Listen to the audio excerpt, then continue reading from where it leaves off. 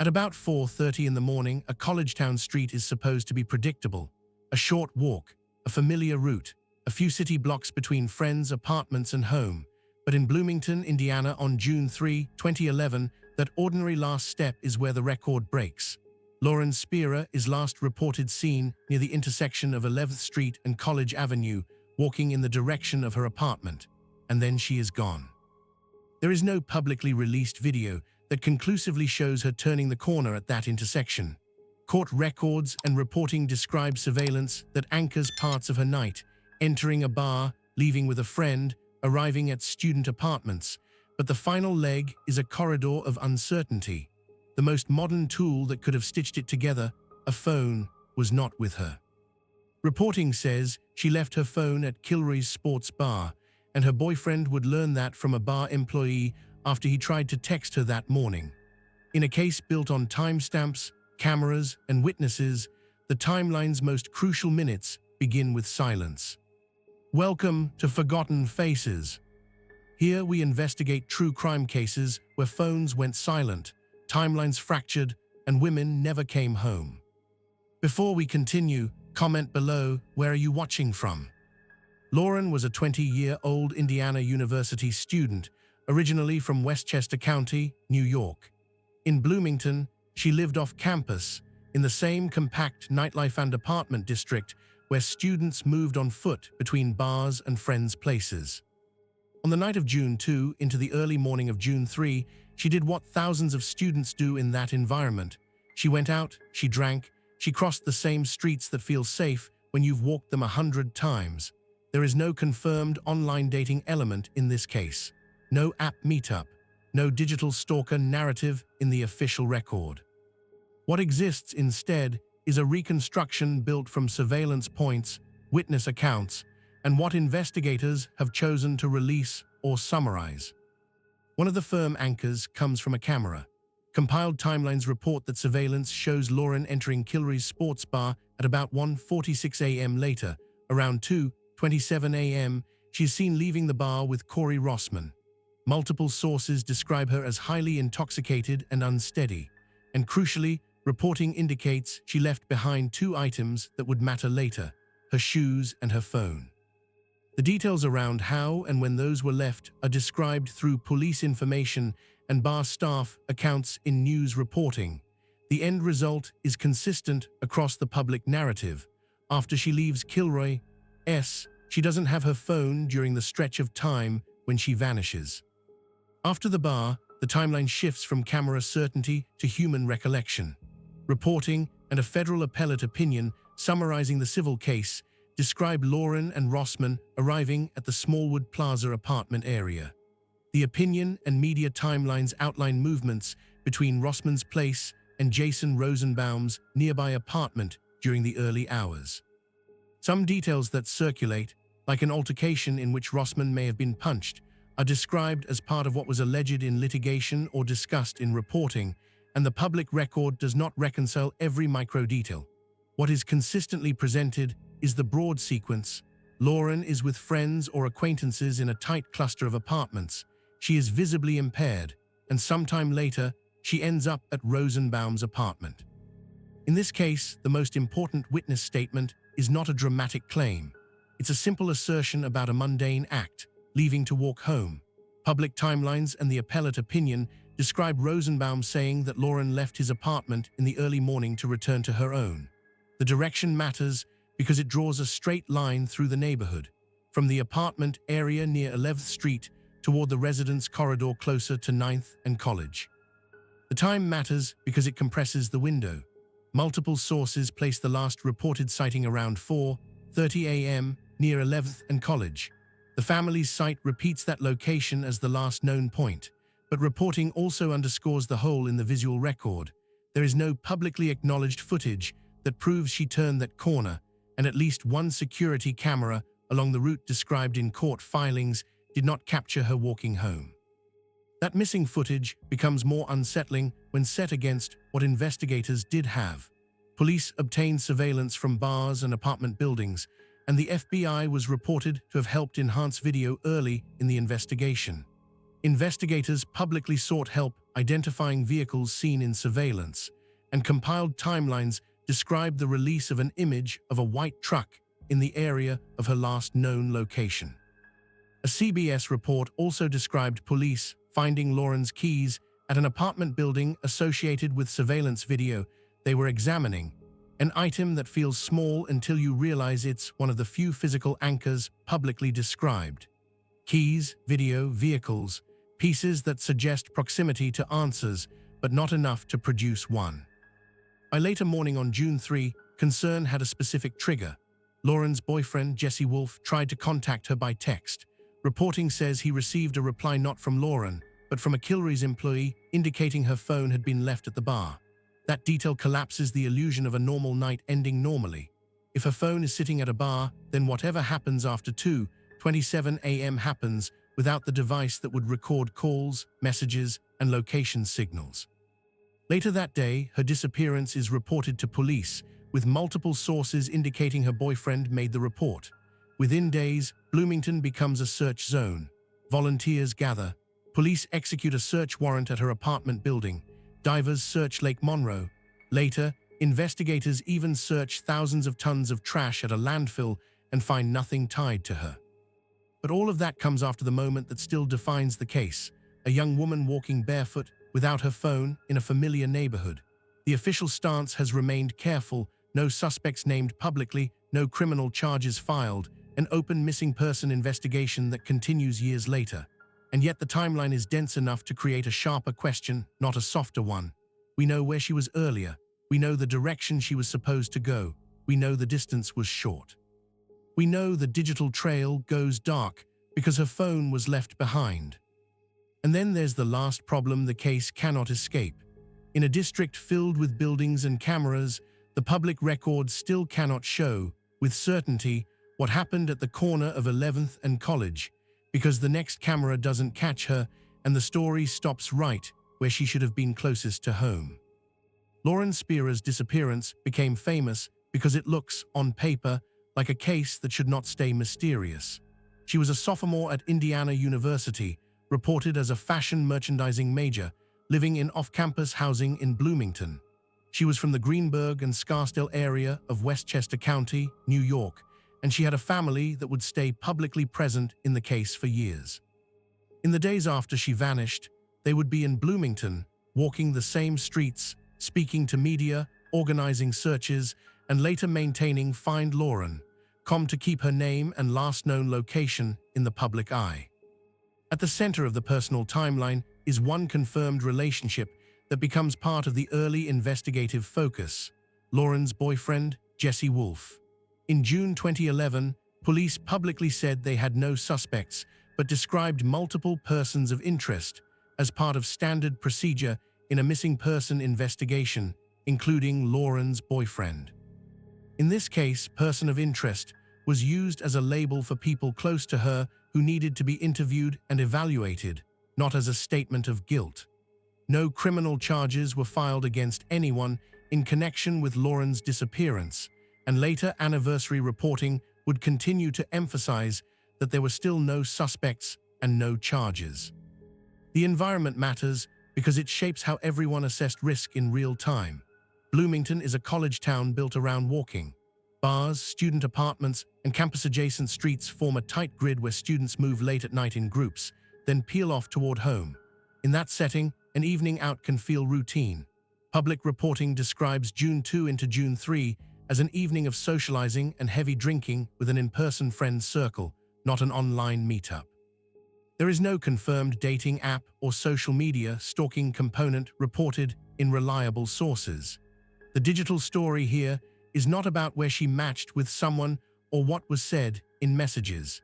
It is about what a modern investigation loses when the phone is not in the missing person's possession during the most critical minutes.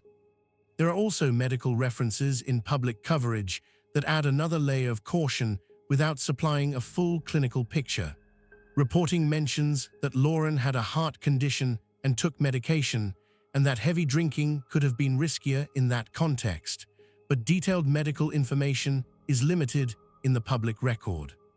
What is clear in multiple sources is that she consumed significant amounts of alcohol that night, and witnesses and reporters describe her as highly intoxicated and unsteady.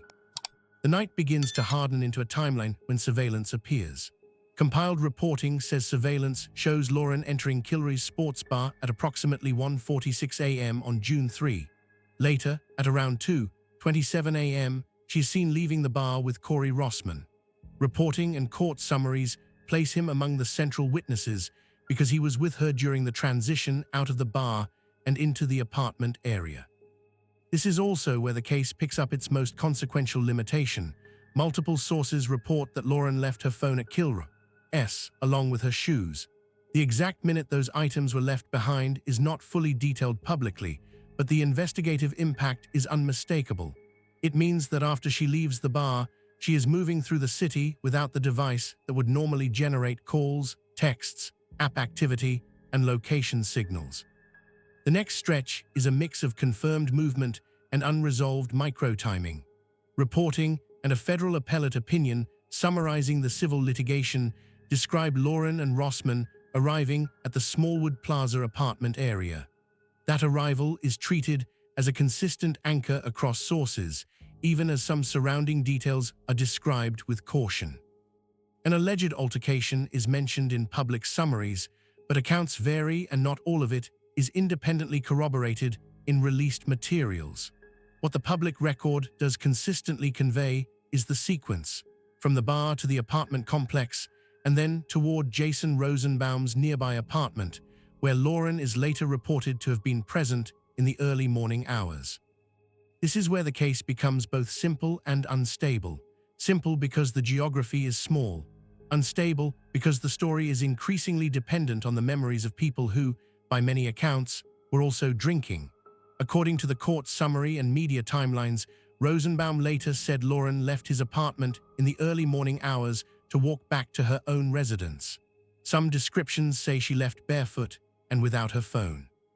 The route implied by the public narrative runs toward the intersection of 11th Street and College Avenue, then down toward her apartment area near 9th and College. Then the most important fact returns, unchanged no matter how many years pass: she never arrived. The response from Bloomington was immediate and massive. Hundreds of volunteers joined searches in the first days. The National Center for Missing and Exploited Children became involved. Police executed a search warrant at her apartment building. Divers searched Lake Monroe.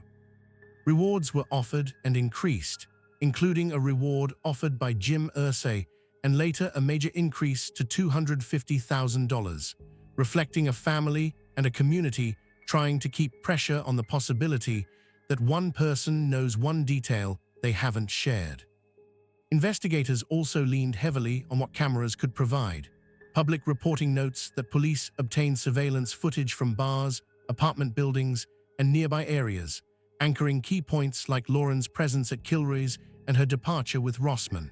The FBI was reported to have assisted with video enhancement. Police later released an image of a white truck seen in the area around the time and place of her last known location. A CBS report also described police finding Lauren's keys at an apartment building associated with surveillance they were reviewing, another small physical anchor that suggests proximity to answers, even when answers do not follow. But as anniversary coverage would underline, the public still does not have the one clip that would close the loop. An ABC7 report stated there was no video evidence proving Lauren turned the corner at 11th and College. Court summaries described at least one security camera along the return route that did not capture her walking home. In a case with cameras, the critical minutes remain visually unconfirmed. And that is where part of this story has to pause, because the next step is the last step anyone can place her on. Around 4:30 a.m., Lauren Spira is reported near 11th Street and College Avenue, walking in the direction of home, barefoot, and without her phone. After that, there is no confirmed footage that shows where she went next. By the time the sun came up on June 3, the last verified pieces of Lauren Spira's night were already turning into a narrow corridor. Investigators could place her at Kilroy's sports bar in the early morning hours, and multiple sources describe her leaving the bar with Corey Rossman around 2:27 a.m. They could place her in the orbit of nearby student apartments after that. They could place her, at least as an accepted last known area, near 11th Street and College Avenue at about 4:30 a.m. walking toward home. But the single thing that would normally bridge the gap between those points, her phone, was not with her. Reporting indicates it was left at Kilroy, a detail that strips away the usual lifeline of timestamps and location pings right at the moment the case needs them most. Later that morning, that missing phone becomes its own alarm bell. Lauren's boyfriend tried to reach her by text, and reporting says he received a response not from Lauren, but from an employee at Kilroy explaining her phone had been left at the bar. It's a small interaction, but it has a devastating implication. If her phone is sitting behind a bar counter, then every call, every message, every location trace after she left Kilroy's is either impossible or belongs to someone else. And the last stretch of her walk, those few blocks in the campus downtown corridor, becomes a blind spot in a case the public will later describe as densely documented. By that afternoon, after attempts to locate her failed, Bloomington police received the missing person report. Compiled timelines say her boyfriend was the one who reported her missing, and in the early public stages, police emphasized that they had no suspects. But they were still building a field of attention around the people closest to Lauren, the ones who could confirm the last hours. On June 9, in a press briefing quoted in national reporting, police said there were no suspects while identifying Lauren's longtime boyfriend as one of roughly 10 persons of interest in the early investigation. It was a careful phrase, an investigative label, not an accusation, but it signaled the reality of the case. The last known chain of custody of information ran through friends and close contacts. What followed was the kind of response people expect when a young woman disappears in a college town. It was public, urgent, and relentless. By June 5, Lauren's parents were in Bloomington, and within days, volunteer searches expanded into organized operations. On June 6, large volunteer ground searches began. On June 7, a search warrant was executed at her apartment building. On June 8, divers searched Lake Monroe, reflecting how quickly investigators widened the map beyond sidewalks and street corners. Rewards were offered and increased, not as a media gesture, but as a strategy, an attempt to pull one truthful detail out of the noise. The case also moved into national visibility fast. Timelines describe it being featured on America's Most Wanted by June 11. That matters because it changes what investigators can hope for. A local witness might overlook a detail. A national audience might recognize a face, a vehicle, a pattern, a place. But it also raises the pressure on the timeline itself. Because in the first weeks, the public narrative of Lauren's last night depended on two things that are never perfectly stable: human memory and camera coverage that may not be complete. Investigators leaned into surveillance early. Public reporting says police worked with the FBI to scrutinize and enhance security footage, and one report described investigators examining video that showed vehicles moving through the area where Lauren was last seen. Police emphasized that drivers seen in the footage were not necessarily suspects, another careful line meant to protect the investigation and avoid falsely implicating strangers. But the fact remains, vehicles were on camera in the relevant area, and investigators believed identifying them could matter. Then another physical detail surfaced through reporting. Police found Lauren's keys at an apartment building tied to the surveillance video they were reviewing. In a case with no known crime scene, that detail lands hard. Keys are not a rumor. Keys are a real object with a real chain of custody. They suggest a specific place where Lauren had been, or at least where her belongings ended up, and a specific building investigators considered important enough to connect to video analysis. Around that same period, timelines describe police releasing an image of a white truck seen in the area where Lauren was last reported seen. It wasn't presented as a solved lead. It was a question posed to the public. Who was driving it? Why was it there? Was it connected to anything at all? Or was it simply one of many vehicles that passed through a college town street at 4:30 in the morning? The line between lead and coincidence is one of the hardest parts of any missing person case, and in the Spira investigation, that line would stay blurred for years. Even as the search expanded, a contradiction kept resurfacing in later coverage and court summaries. At least one security camera along the route did not capture Lauren walking home. In other words, the case had video, but not the video the public wanted most. The known points were anchored, but the exact handoff between last seen and gone stayed out of frame. And because her phone was left behind at the bar, the digital trail couldn't do what it usually does: fill the gaps between cameras. If you've followed this case before, you already know how quickly years can pile up when the first days don't produce a definitive answer. And if you were in Bloomington that night, even if it feels minor, the smallest detail can still matter. Investigators have repeatedly urged tips because one verified observation can change the map. But here's the pivot that reshaped how the public saw the case in real time. Investigators weren't only asking, "Who last saw Lauren?" They were also asking the public to help identify what the cameras did capture: vehicles moving through her last known area. And they did it after finding her keys linked to the very building where that surveillance mattered. And the most chilling part is this: despite all the enhancement, all the scrutiny, and all the video pulled from a college town grid, the route still fails at the moment it matters most, because Lauren herself is not conclusively seen making it past the last corner. In the months after Lauren's Spira vanished, the investigation began to look like two parallel stories running side by side. One was what the public could see: the volunteer searches, the press briefings, the reward announcements, the repeated appeals to anyone who might have seen something on a short stretch of road. The other was what stayed mostly behind a wall: surveillance footage that investigators reviewed but did not fully release, warrants that existed but whose details were not made public, and phone and digital inquiries that were described only in outline. Search operations grew in size and scope because the obvious places yielded nothing conclusive.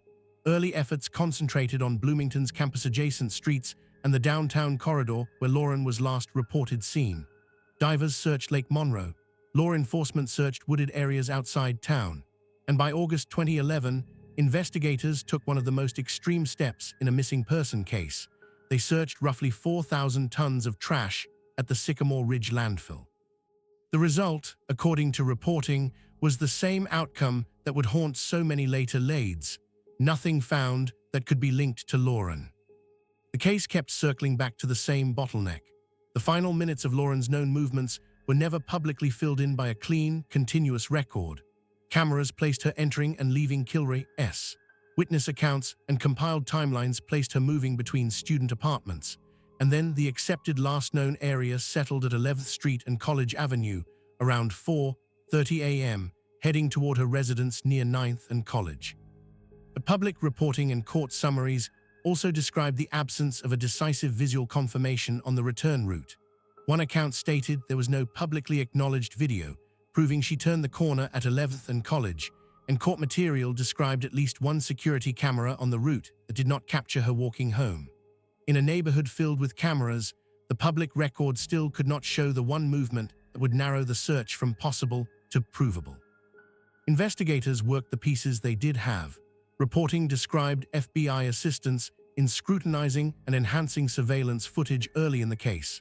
Police sought the public's help identifying vehicles seen in the relevant area and released an image of a white truck captured near Lauren's last known location. Even here, authorities were careful.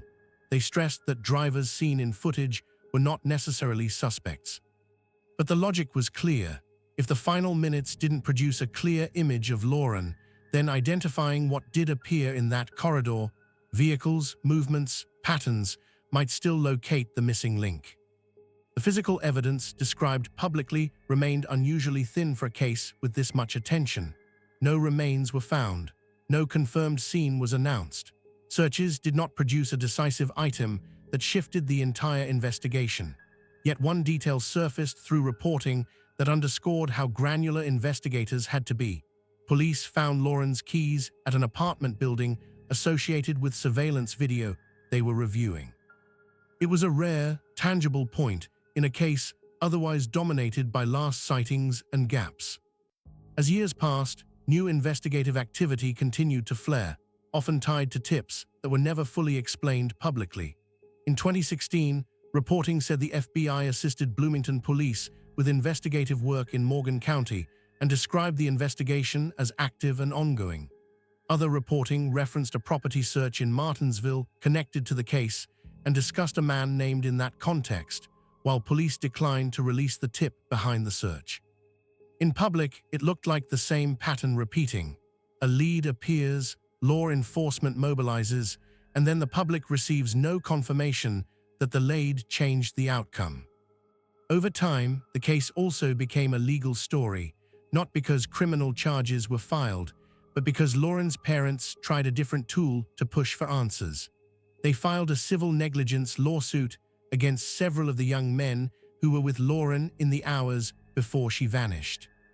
Court records confirm the suit was dismissed, and the U.S. Court of Appeals for the Seventh Circuit affirmed that dismissal in 2015, concluding the plaintiffs had not shown that the defendants' alleged conduct proximately caused Lauren's disappearance under Indiana law. The opinion did not solve what happened to Lauren. It acknowledged the uncertainty, but it did close off one pathway the family had pursued to compel information and accountability through civil court.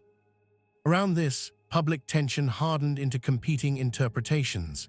Lauren's parents repeatedly expressed a belief that people who were with her that night knew more than had been disclosed, a view they linked to early legal representation, disputed cooperation issues, and their frustration with the lack of closure. Those are family beliefs and allegations, not official findings. Law enforcement's public position remained consistent. No suspects announced, no criminal charges, and an open missing person investigation without a complete narrative of what happened after the last known sighting. In 2021, a public 10-year update reinforced the same reality while revealing the scale of work continuing behind the scenes.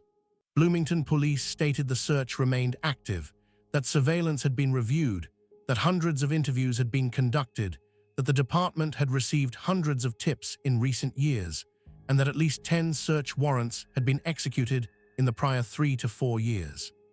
It was a rare glimpse of volume, tips, interviews, warrants, without the key piece the public wanted, a resolution. There was also a documented criticism that never fully went away. Some private investigators and commentators argued that not releasing more surveillance footage publicly was a missed opportunity that might have generated stronger tips. That criticism is itself only a viewpoint, not proof that a different approach would have produced an answer. But it captures the dilemma at the core of the case. The public believes cameras should solve this, while investigators insist they cannot reveal everything they have, and the most important minutes remain unconfirmed either way. If you want this channel's investigations to stay evidence-first and respectful, take a moment to subscribe now. We cover cases like this with strict sourcing and careful language, because when the facts are limited, accuracy is the only thing that keeps the story honest. And the honest truth, more than a decade later, is that the case still hinges on the same narrow stretch of Bloomington Street. Hundreds of tips, repeated warrants, enhanced footage, a released image of a white truck, even Lauren's keys recovered in the orbit of surveillance review, yet no publicly confirmed proof of where she went after the last sighting near 11th and College, and no official narrative to explain how a short walk collapsed into a disappearance that has never been solved.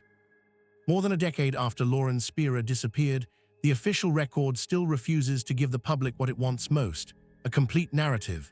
There has been no criminal trial, no plea, no sentencing, and no announced perpetrator.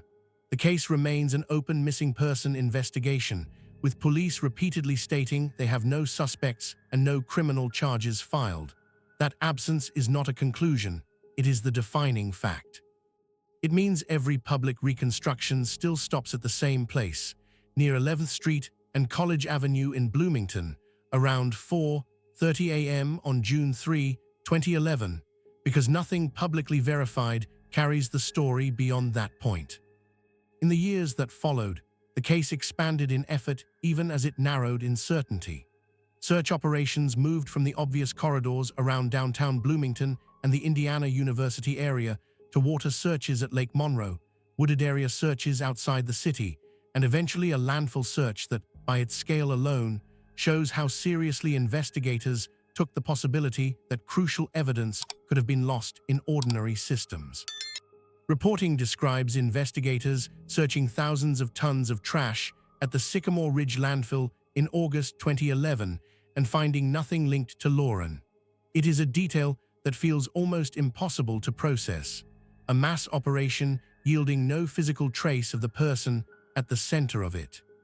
The public record still contains only a few hard anchors. Surveillance footage described in reporting places Lauren entering Kilroy's sports bar in the early morning hours and later leaving with Corey Rossman. Witness accounts and court summaries place her moving between nearby apartments and then leaving Jason Rosenbaum's place to walk toward home. The accepted last known area settles at 11th and College, but just as significant is what the record does not show. Reporting and court descriptions indicate that at least one security camera along her return route did not capture images of her walking home, and later coverage emphasized that there was no publicly acknowledged video proving she turned the corner at the last known intersection. In a camera-filled campus environment, the final stretch remains visually unconfirmed. The digital landscape should have helped, but the case's central limitation is that the most personal tracking device of the era wasn't with Lauren at the critical moment. Multiple public accounts state she left her phone at Kilroy's, and that detail explains why the final window has such a sharp digital silence. Investigators reportedly examined phone records and pursued electronic leads, yet the public has never been shown complete logs, comprehensive cell tower mapping, or a verified last ping that would definitively place her beyond the last known area. Even in 2021, when Bloomington police described the investigation as active and ongoing, the update emphasized effort, tips, interviews, search warrants, without publishing the kind of digital timeline that would close the gap. Over time, the case also gained a second track: civil litigation. Lauren's parents filed a negligence lawsuit against several young men who were with her during the last hours the public can reconstruct.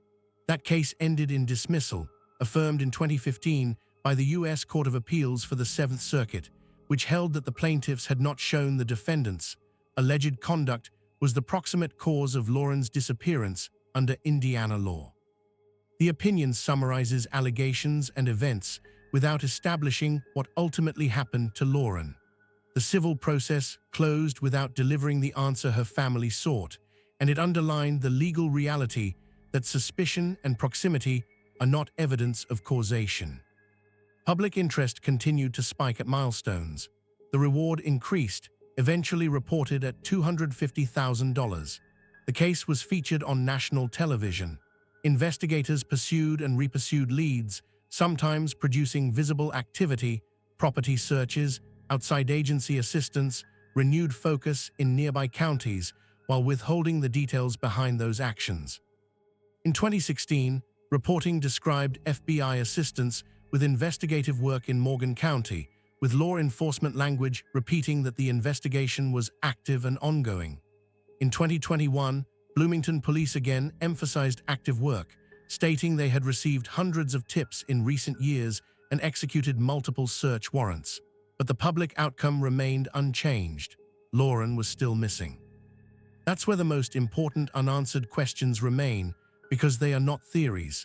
They are gaps that can be stated without accusing anyone. What happened between leaving the acquaintance's apartment area and failing to reach home near 9th and College? Why does the publicly described surveillance coverage not show her completing a route that should have taken minutes?